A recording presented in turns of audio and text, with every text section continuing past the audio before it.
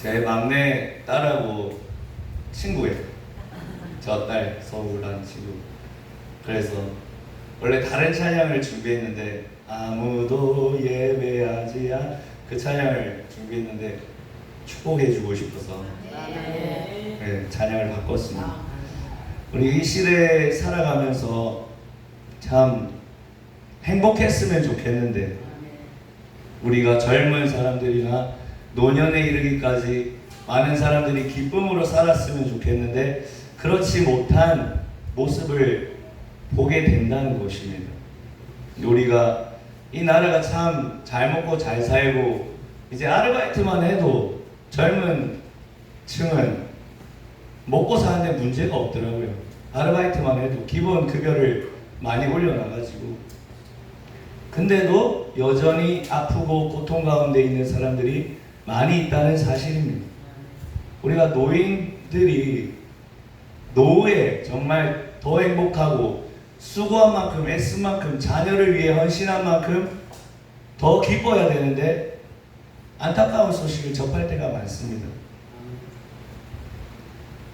며칠 지난 하루 이틀간 무슨 음식 썩는 냄새가 나는데 알고 봤더니 그 옆집에 노인이 혼자 고독으로 고독사했다는 것이죠.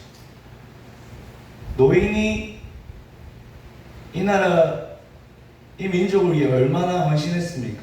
나이 많으신 분들이 얼마나 헌신했고 수고했습니까? 근데 노인이 결코 행복하지 않은 나라가 대한민국이 아닌가. 노인 고독사, 노인 자살률이 굉장히 늘어나고 있는 사실입니다. 그리고 젊은 층 가운데 20, 30대에도 사망률 1위가 어떠한 암도 아니고 어떠한 사고도 아닌 자기 목숨을 스스로 끊는 사망률이 1위. 자기의 목숨을 스스로 버린다는 사실입니다. 왜 그렇습니까? 꿈이 잃어버렸습니다. 희망을 잃어버린, 소망이 없는 이 대한민국 가운데 무엇이 우리가 소망이 되어야겠습니까?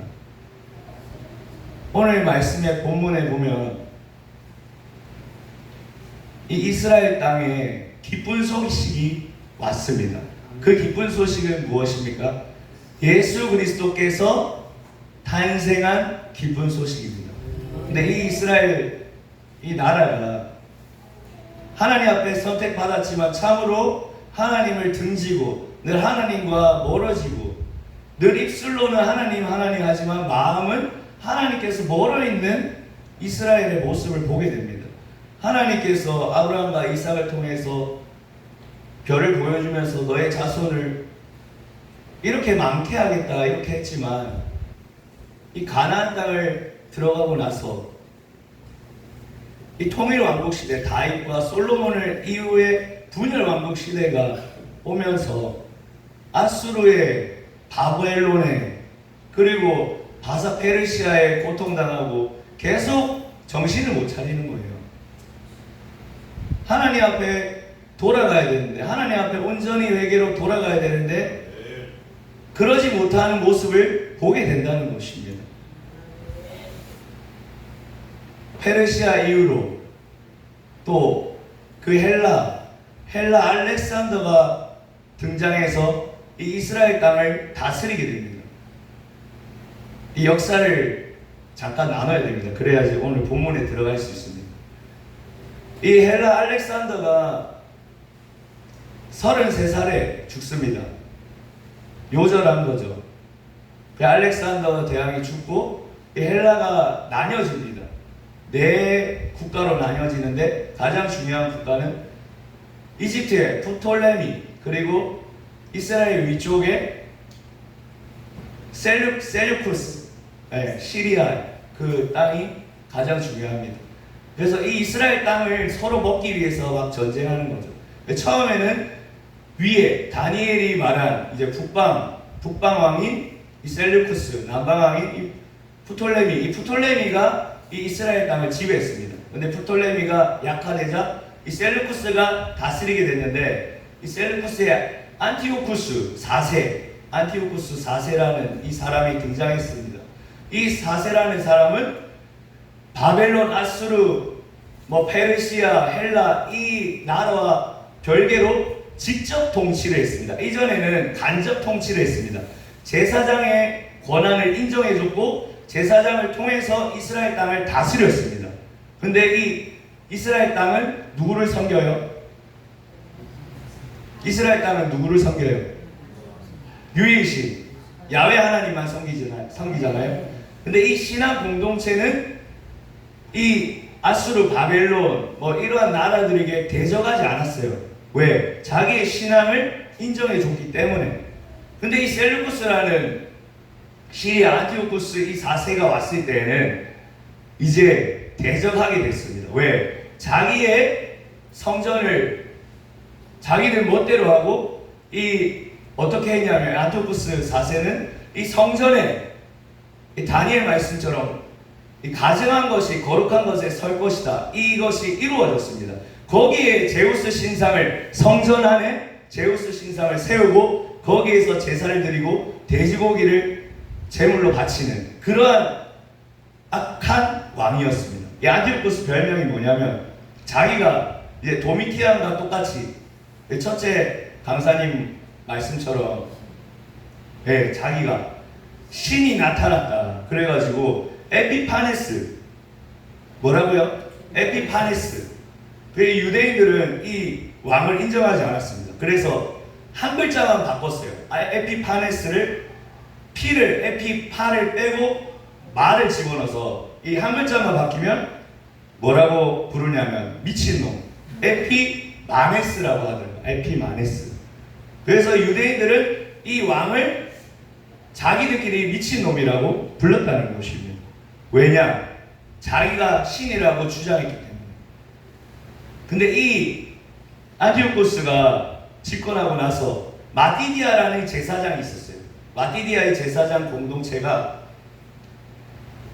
대적을 하면서 전쟁을 일으켰는데 이 사람들이 하시딘 그 이후에 이제 하스몬 왕조가 나옵니다. 하스몬 왕조가 나오고 셀루쿠스가 점점 이 안티오코스 4세가 기울어지면서 이제 오늘의 본문에 로마가 이제 이 이스라엘 땅을 다스리게 되었습니다. 근데 이 하스몬 왕조가 자기들의 이 유일신 여호와 하나님을 온전히 섬기지 못하게 하니까 뭐 했다고요? 전쟁을 일으켰다 했잖아요. 그러면서 자기들의 그 신앙 공동체가 유지되고 자기들의 성전이 다시 한번 회복될 것이라고 소원했어요. 성전이 회복됐어요. 그래서 그들이 수전절 아시죠? 그 수전절을 지키기 위해서 수전절을 임명하고 수전절을 지켜나갑니다. 근데 이들이 사람이기 때문에 변질됩니다. 변질돼가지고 이 하스모 왕조라는 이 마티디아 처음에 제사장은 괜찮았어요. 그 이후에 왕이 들어섰는데 그 왕은 자기가 왕도 하고 제사장도 하고 그러니까 이방 나라의 왕하고 똑같은 거예요. 유대인의 왕이나 셀루쿠스의 왕이나 똑같은 거예요. 그래서 이 하스모 왕조를 대적하기 위해서 뭐가 나왔냐? 우리가 잘 아는 바리새파와 에스네파. 바리새파는 비성직자의 조직으로 이루어진 그 생활 속에서 율법을 실천하고 회당을 짓고 율법을 가르치는 그러한 사람들이 바리새파. 그리고 에스네파는 제사장 중심으로 뭉치는 사람들이 에스네파. 그 헤롯이 나오는데 오늘 말씀에 보면 헤롯이 나오는데 이 헤롯은 어떤 인물이냐? 이 하스몬 왕조의 시므온 이후에 이 힐카누스 1세 발음이 어려워요. 힐카누스 1세라는 사람이 이 이두메와 사마리아 땅을 점령하고 그들에게 할례를 받게 하고 자기는 유대인이니까 할례를 받게 하고 이 유대교로 개종을 시킵니다. 그때에 끌려온 사람이 에돔 족속 이 헤롯 왕입니다. 헤롯 왕, 지금 오늘 말씀에 나오는 이 헤롯 왕은 그 원래 헤롯 왕의 아들입니다. 아들이 지금 2장에 나오고 있는 것입니다. 그 이스라엘 백성들이 얼마나 괴롭겠어요. 우리나라도 정말 위기 가운데 있잖아요. 어렵고 힘겹고 정말 소망이 없는 것 같고, 이 이스라엘 백성이 그러니까 분열왕국 시대부터 시작해가지고 이스라엘 오늘 말씀까지 약 700년간을 이방 땅의 다스림을 지배를 받았다는 것입니다. 얼마나 이 메시아 하나님께서 약속하신 다윗의 자손 메시아를 기다렸겠습니까? 예레미야 31장 31절은 이렇게 기록합니다. 나 여호와가 말하노라, 보라 날이 이르리니 내가 이스라엘 집과 유다 집에 새 언약을 세우리라. 에스겔 34장 23절에는 내가 한 목자를 그들의 위에 세워 먹이게 하리니 그는 내 종 다윗이라. 그가 그들을 먹이고 목자가 될지라. 아멘. 이스라엘 이 사람들은 유대인을 기다렸어. 유대인의 왕, 이 메시아, 그리스도, 우리를 이 지배 가운데, 우리가 이방 땅의 이 통치 가운데 건질 메시아를 기다렸다는 것입니다. 얼마나 그들의 마음속에 이 유대인의 회복, 이스라엘 땅의 회복, 우리나라의 완전한 회복을 얼마나 소망했겠습니까? 이 마태복음 2장 1절에서 6절 한번 보겠습니다. 2장 1절에서 6절 한번 본문으로 들어가겠습니다. 함께 읽습니다. 시작. 헤롯 왕 때 예수께서 유대 베들레헴에 나심에 동방으로부터 박사들이 예루살렘에 이르러 가라되 유대인의 왕으로 나시니가 어디 계시냐? 우리가 동방에서 그의 별을 보고 그에게 경배하러 왔노라 하니 헤롯 왕과 온 예루살렘이 듣고 소동한지라. 왕이 모든 대제사장과 백성의 서기관들을 모아 그리스도가 어디서 나겠느냐 물으니 이르되 유대 베들레헴이 오니 이는 선지자로 이렇게 기록된 바 또 유대 땅 베들레헴아 너는 유대 고을 중에서 가장 작지 아니하도다. 내게서 한 다스린 자가 나와서 내 백성이 이스라엘 목자가 되리라 하였음이니라. 아멘. 그 별을 보고 누가 왔어요? 동방박사, 페르시아의 박사들이, 목자들이 찾아왔어요. 그래서 헤롯 왕에게 가서 우리가 별을 보고 왔습니다. 유대인의 왕이 어디서 나겠습니까? 이러니까 큰 소동이 나는 것입니다. 왜? 헤롯 대왕은 자기가 이 땅을 다스리고 있는데 이 이스라엘 백성은 뭘 기다리고 있어요? 유대인의 왕 예수 그리스도를 기다리고 있습니다. 깜짝 놀라는 거죠. 헤롯의 위기입니다. 위기. 자기가 언제 이 왕의 자리에 물러날지 모르는 위기 가운데 놓였습니다. 하지만 예루살렘 땅에는 무슨 소식이요? 기쁜 소식이요. 기다리고 기다리던 메시아가 이제 드디어 오는구나. 아, 동방박사. 보니까 동방박사가 뭐 종교적으로 정치적으로 어느 정도 위치가 있는 사람이라고 하더라고요. 그래서 이 동방박사들이 왔을 때에 얼마나 이 이스라엘 땅에 기쁨이 가득 찼겠습니까? 아, 드디어 우리의 이 이스라엘 땅이 회복되는구나. 드디어 우리가 기다리던 이 메시아께서 오셔가지고 구원자께서 오셔서 우리나라를 살려주시는구나. 이 대한민국의 회복을 소망하십니까? 이 대한민국의 살아남을 소망합니까? 주님께서는 우리가 살기를 원하십니다. 대한민국이 먼저 살기 전에 우리 한 사람 한 사람이 살아나기를 원하신다는 것입니다. 이스라엘 땅을 회복을 원했습니다. 이스라엘 백성들을. 이스라엘 땅이 다시 한번 다윗의 왕과 같이 그 통일왕국 시대를 그 영광을 다시 보기를 원했습니다. 빼앗기고 찢기고 밟히는 인생이 아니라 다시 한번 그 명예를 회복하기를 원했습니다. 근데 예수님은 어디에 오셨습니까? 가장 낮은 곳에 오셨습니다. 가장 볼품없는 곳에 오셨습니다. 아무도 찾지 않는 요셉에게 예수님 하나님께서 꿈으로 현몽하셔가지고 이 자기 아내가 처녀인데 지금 결혼도 안 했는데 약혼자인데 임신을 했으니까 자기가 조용히 끊고자 했을 때 현몽해가지고 잉태된 그 아기는 성령으로 잉태된 것이다. 나를 예수 그리스도를 통해서 우리의 죄 가운데 이 백성들을 건질 자이다. 끊지 마라. 주님께서 이 요셉에게 말씀하셨어요. 그러면 이 요셉도 이스라엘 백성으로서 기다렸을 거 아니에요. 그죠? 그러면 좋은 곳을 예비해 두셔야 되는데, 좋은 처소를 주셔야 되는데 어디를 주셨어요? 어디를 줬다고요? 네, 마을 구유통. 여관에 있을 곳이 없어가지고 그 해산할 날이 다 됐는데 빈 곳은 어디예요? 짐승들 밥 먹이는 그 축사가 비어 있는 거예요. 거기를 막 청소하는 거예요. 누가요? 누가 청소해요? 저 여러분이 청소해요? 요셉이 청소하겠죠. 왜? 자기 아내는 배가 불렀으니까 어떻게 해요? 곧 나올 것 같은데 그 구유통에 다 깨끗하게 청소해서 출산을 했죠.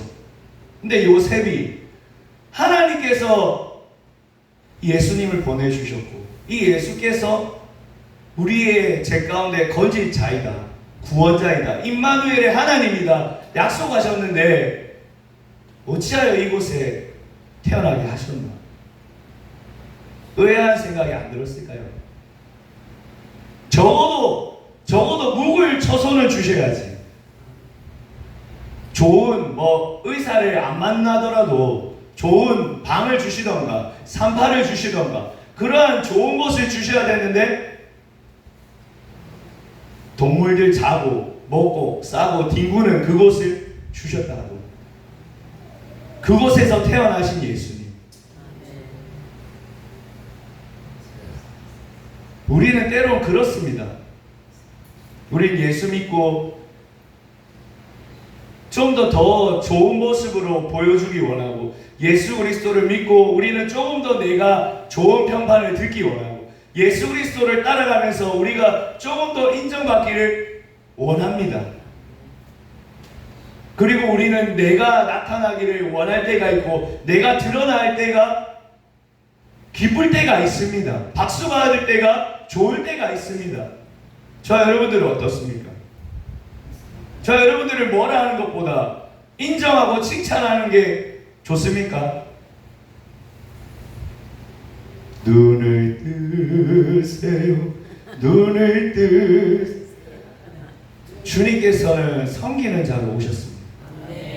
이 요셉이 얼마나 마음이 힘들었을까요? 제 자녀도 코로나 때 낳았잖아요. 첫째가.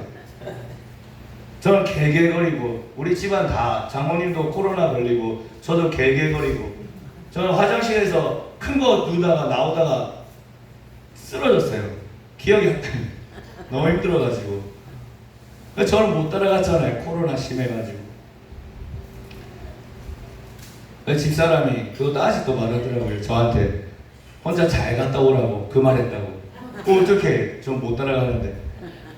그래도 우리 첫째 아들은 병원에서 나왔어요.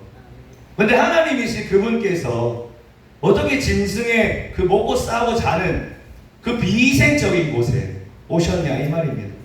가장 낮은 곳에 섬기기 위해서 우리 예수님은 오셨다는 것입니다. 예수님은 우리를 섬기기 위해서 오셨다는 사실입니다. 동방박사를 통해서 이 요셉은 보게 됩니다. 깜짝 놀라는 거죠. 동방박사 사람들이 와가지고 황금과 유향과 모략을 드리며 경배를 드릴 때 그 동방박사도 뭐하러 왔어요? 예수님을 섬기러 왔다는 것입니다. 우리의 가는 길은 섬기는 길이 아닙니까?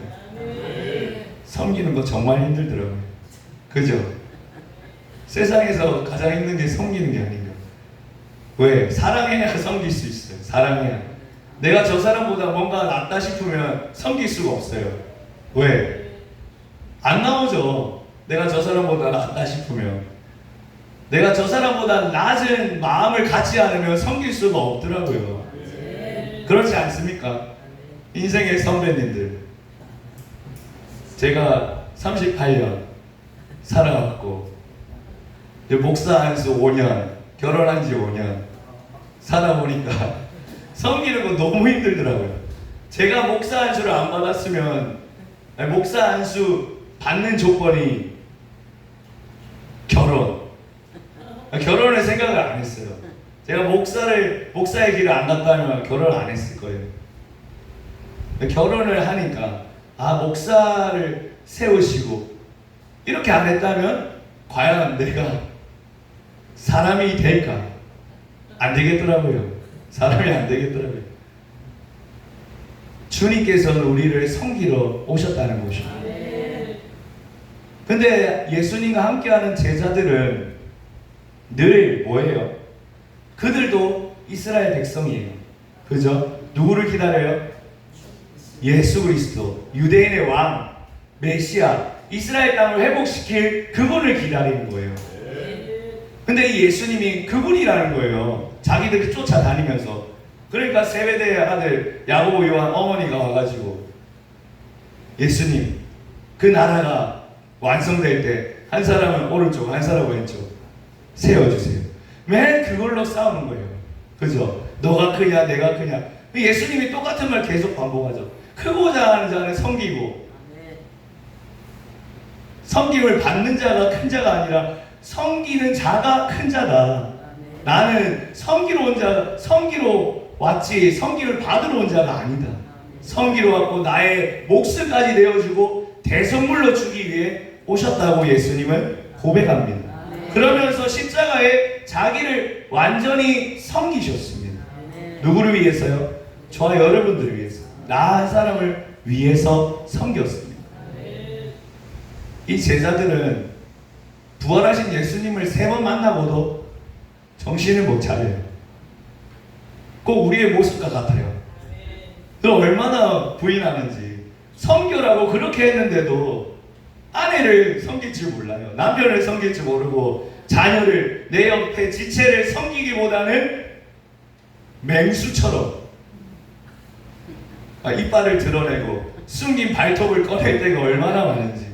섬기라고 그렇게 했는데 이 제자들도 다 떠나가지고 디베라 호숫가에 가가지고 뭐 하고 있어요? 사람을 낚는 게 아니라 물고기, 다시 본업으로 돌아가가지고 물고기 낚고 있습니다. 그것이 우리의 모습이 아닌가. 근데 예수님 오셔서 책망하지 않잖아요. 우리 예수님은 참 좋으신 우리의 목자 되신 분인 줄 믿습니다. 그분들을 부인했던 그분들을 회복하잖아요. 회복시키잖아요. 베드로도 회복시키고 제자들을 회복시키잖아요. 뭐를 줘요? 우리 예수님이 떡과 물고기. 우리 예수님이 이 다시 세움을 보면 참 기뻐하지 않을까? 왜? 우리 잘 먹으니까. 떡과 물고기를 막 주시잖아요. 그거 먹고 막 회복하잖아요. 그러면서 베드로한테 물어보잖아요. 너가 이 사람보다 나를 더 사랑하느냐? 네 주님, 제가 주님을 사랑합니다. 그러면 내 양을 먹이라. 너가 이 사람보다 또 먹다가 이런 얘기 저런 얘기 하다가 너 예수님 부인 안 한다면서 너 옷 다 홀짝 벗고 다 떠나더라고. 막 제자들끼리 얘기하겠죠. 이런저런 얘기하다가 이 베드로에게 예수님이 물어보죠. 너 이 사람들보다 나를 더 사랑하느냐? 네 주님 사랑합니다. 그럼 내 양을 치라. 또 물어보시죠. 그럼 베드로가 근심해가지고 주께서 하십니다 이렇게 말합니다. 결국에 그 양을 먹이고 치고 먹이는 것은 무엇입니까? 섬기라는 거죠. 이제 너의 생각과 너의 기준에 있지 말고 섬기는 자로 나아가라.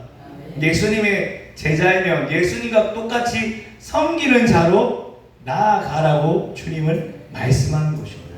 우리는 섬기는 훈련을 받고 있는 것입니다. 가정에서도 그렇고 그 말씀이 진리더라고요. 자기 집을 다스리지 못하는데 어찌에 하나님의 집을 다스리겠느냐. 그 말씀이 진리더라고요. 자기 가정도 자기의 자녀도 섬기지 못하고 자기의 아내와 남편도 섬기지 못하는데 어떻게 주님이 맡겨주신 영혼들을 섬길 수가 있겠습니까? 그 진리더라고요. 진리의 말씀이 맞습니다. 우리는 섬기는 자가 되어야 될 줄 믿습니다. 두 번째로, 첫 번째는 섬기는 자를 나눴습니다. 두 번째로 뭐냐면 이기는 자가 됩시다. 아멘. 뭐한 자요? 이기는 자. 이기는 자. 영의 충돌이 있습니다. 우리의 삶 가운데 뭐가 있습니까? 영적인 충돌이 있습니다. 영적인 마찰이 있습니다. 오늘 본문에 보면 영적인 충돌이 일어납니다. 7절에서 8절 한번 읽어보겠습니다. 7절 8절. 이에 헤롯이 가만히 박사들을 불러 별이 나타난 때를 자세히 묻고 베들레헴으로 보내며 이르되 가서 아기에 대하여 자세히 알아보고 찾거든 내게 구하여 나도 가서 그에게 경배하게 하라. 아멘. 헤롯이 정말 그 유대인의 왕, 그 예수를 찾으면 자기에게도 알려줘. 그러면 나도 가서 경배하게. 이 사실이 아니에요. 우리 알고 있잖아요. 말씀을 보면. 근데 이 박사들은 지금 이 말을 들었을 때 몰랐어요. 아, 이 헤롯 왕이 그런 사람이구나.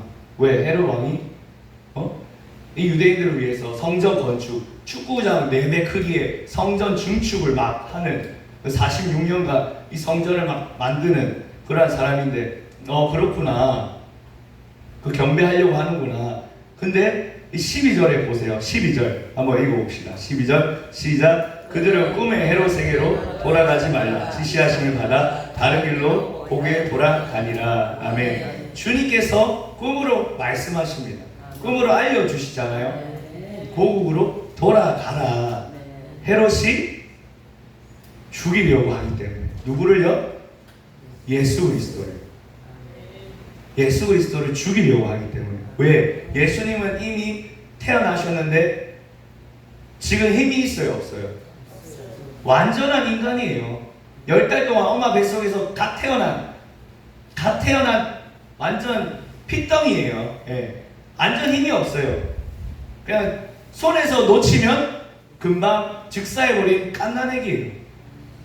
그러자 하나님께서 이 동방박사들에게 꿈으로 돌아가라. 너희 헤롯에게 가지 말고 고국으로 돌아가라. 13절에 보세요. 13절 함께 있습니다. 시작. 그들이 떠난 후에 주의 사자가 요셉에게 현몽하여 이르되 헤롯이 아기를 찾아 죽이려 하니 일어나 아기와 그의 어머니를 데리고 내가 내가 이르기까지 그지 있으라 하시니. 아멘. 아멘. 죽이려 한다고 말씀하고 있습니다. 16절에 노해가지고 2살 미만의 아기들은 결국에 자기의 분노를 참지 못하고 죽여버리잖아요. 우리의 삶 가운데 이 영의 충돌이 있습니다.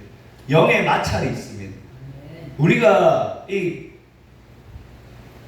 하나님의 영만 있으면 얼마나 좋겠어요. 하지만 이 세상에는 사단마귀 귀신이 함께 공존한다는 사실인 거죠. 이 헤롯이 자기의 분노를 참지 못하고 갓난 애기들, 아무런 힘이 없는, 자기와 상관이 없는, 전혀 유대인의 왕과 연관이 없는 그 아이들을 죽여버리는 대학살이 일어난다는 것이죠. 영의 충돌이 있습니다. 누가복음의 4장에 보면 이 예수님께서 이 회당 가운데서 이사야의 말씀을 읽고 복음을 증거하시고 그리고 이 복음을 받아들이는 자가 있지만 받아들이지 않는 자가 있습니다.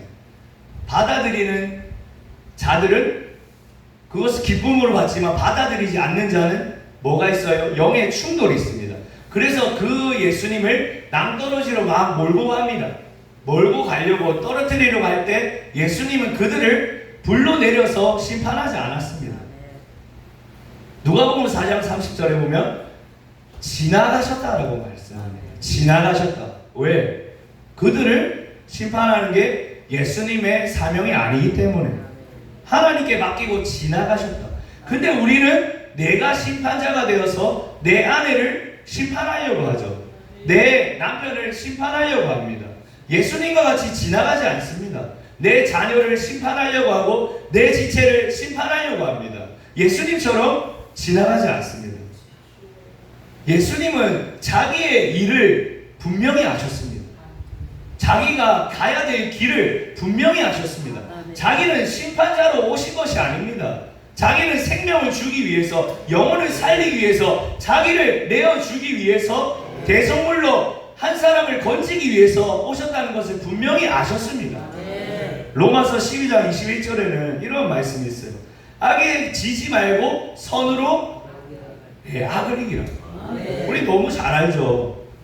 근데 늘 어떻게 돼요? 이깁니까? 성에 오기 전에 저도 대판 싸우고 왔어요. 왜 이렇게 안 죽는지 내 참으면 되는데. 왜 이렇게 좋아하시? 싸우고 왔다는데 왜 이렇게 좋아하시? 아이들은 열이 오르락 내리락 왔다 갔다, 지난주부터 왔다 갔다 하고 괜찮았다가 또 막 그러고 영의 충돌이 있습니다. 좀 참으면 되는데 왜 이렇게 안 참는지. 모세를 만난 하나님께서 이 40년의 광야 생활 가운데 이 혈기를 빼는 작업을 하잖아요. 근데 이 모세 형님도 다 안 죽었더라고요. 가라, 좀 가라. 누구십니까? 나는 스스로 있는 자다. 내 백성을 내가 건질 것이다. 가라. 그러면 아멘하고 불꽃도에게도 안 타고 그러면 가야 되는데 안 가죠. 너 지팡이 던져. 뱀이 돼서 그 꼬리 잡어. 지팡이 되고. 너 손을 품 안에 넣어. 꺼내봐. 나병 되고. 다시 넣어. 깨끗하게 되고. 그래도 안 가요. 안 가요, 안 가. 전 못합니다. 입이 뻣뻣해서 갈 수 없어요. 지팡이가 뱀이 되고, 뱀이 지팡이 되고, 다 보고, 나병 되고, 나병이 낫는 거 다 보고, 안 가요. 입이 뻣뻣하대요. 얼마나 뻣뻣한지 모르지만, 너의 입을 지은 이가 누구냐? 맹인된 자를 누가 만들었냐? 가라, 아론을 붙여줄게. 그제서야 막 가죠. 저는 이 사건을 보면서 모세 형님도 80세가 됐는데 덜 죽었구나. 왜 이렇게 안 죽는지. 저는 이제 막 걸음마 때는 목사 안수 5년 받은 초짜잖아요. 이제 모세 형님도 40년 걸렸는데 저는 바로의 이 대치 상태, 이 10가지 재앙을 보면서 이 모세를 만들어 가시는 하나님, 그 다른 여러 가지 이유가 있겠지만 그 기적 속에 모세를 만들어 가시는 하나님을 보게 되었습니다. 이 바로가 저 사람이 아니라 악한 자도 하나님은 쓰시잖아요. 바로도 하나님이 쓰시고 모세도 하나님이 쓰십니다. 근데 나의 옆에 있는 아내가 바로가 아니라, 나의 남편이 바로가 아니라 내 안에 있는 이 바로가 있구나. 그 빼는 작업을 10가지 재앙을 통해서 하나님이 만들어 가시는구나. 모세를 만들어 가듯이 하나님이 나를 만들어 가시는구나. 우리의 삶 가운데 영의 마찰이 있습니다. 예수님은 지나가셨어요. 낭떠러지 가운데 밀었지만 자기 힘으로 그들을 어떻게 해보려고 하지 않았습니다. 지나갔습니다. 왜? 자기가 해야 될 일이 아니기 때문에 그렇습니다. 요한복음 6장에 보면 5,000명을 먹인 사건이 나옵니다. 와, 대단한 예수님. 정말 유대인의 왕이 맞구나. 이제 이스라엘이 회복되겠구나. 그 소망 가운데 이 예수님을 왕으로 세우려고 합니다. 그러자 이 예수님은 그 모든 것도 다 뿌리치고 산으로 가셨다라고 말합니다. 왜? 자기가 갈 곳이 아니기 때문에. 우리가 가야 될 곳, 우리가 서야 될 곳, 우리가 있어야 될 곳을 분별해야 될 줄 믿습니다. 우리가 잊지 말아야 될 곳을 있어서는 안 됩니다. 우리가 가지 말아야 될 곳, 우리가 그곳에 있지 않는다면 우리는 돌이켜야 될 줄 믿습니다. 예수님이 산으로 가서 뭐 했겠어요? 잠잤겠어요? 예수님은 기도했겠죠. 예수님은 자기의 갈 길을 분명히 아셨습니다. 결코 악으로 대적하지 않았습니다. 악을 결코 자기 힘으로 하지 않았다는 것입니다. 선으로 악을 이기신 분이 우리 예수님이십니다. 누가복음 제가 찾아드릴게요. 누가복음 4장 1절부터 함께 읽어보겠습니다. 시작. 예수께서 성령의 충만함을 입어 요단강에서 돌아오사 광야에서 40일 동안 성령에게 이끌리시며 마귀에게 시험을 받으시더라. 이 모든 날에 아무것도 잡수시지 아니하시니 날수가 다음에 줄이신지라. 아멘. 우리가 마태복음 말씀을 가지고 40일 금식에 대해서 시험에 대해서 많이 말씀을 나누잖아요. 근데 여기 보면 누가복음 4장에 보면 광야에서 40일 동안 성령에 이끌리시며 마귀에게 시험을 받으시더라. 40일 내내 40일 동안 성령에 이끌려 마귀에게 시험이 왔다는 것입니다. 40일 끝나고 마귀에게 시험을 받은 것이 아니라 40일 동안 내내 줄이신 내내 하나님이신 그분도 이 영의 마찰을 받으셨습니다. 배고픔, 명예욕, 자기가 잘 되고자 하는 그러한 욕망에 끊임없이 충돌이 일어났다는 것입니다. 우리도 결코 자유하지 못합니다. 마가복음 1장 13절을 또 이렇게 기록하죠. 그 똑같은 본문을 시작. 광야에서 40일을 계시면서 사탄에게 시험을 받으시며 들짐승과 함께 계시니 천사들이 수종 들더라. 아멘. 40일 동안 계시면서 광야에서 금식하면서 안 그래도 배고파 막 힘든데, 안 그래도 광야에 얼마나 더운데, 추위로 더위로 얼마나 힘든데 또 이 마씨가 와가지고 얼마나 괴롭게 하는지. 너 배고프잖아. 너 하나님의 아들 맞잖아. 돌 가지고 떡덩이 만들어 먹어. 그 내내 시험을 하는 거죠. 우리에게 끊임없이 찾아오는 이 공격 가운데 이기는 자가 되기를 축복합니다. 예수님께서 이기셨습니다. 예수님께서 이겨내셨습니다. 그 승리가 우리에게 있습니다. 예수님께서 십자가에서 다 이루었다고 말씀하셨습니다. 우리도 다 이루신 예수님을 믿는 자라면 이겨낼 수 있습니다.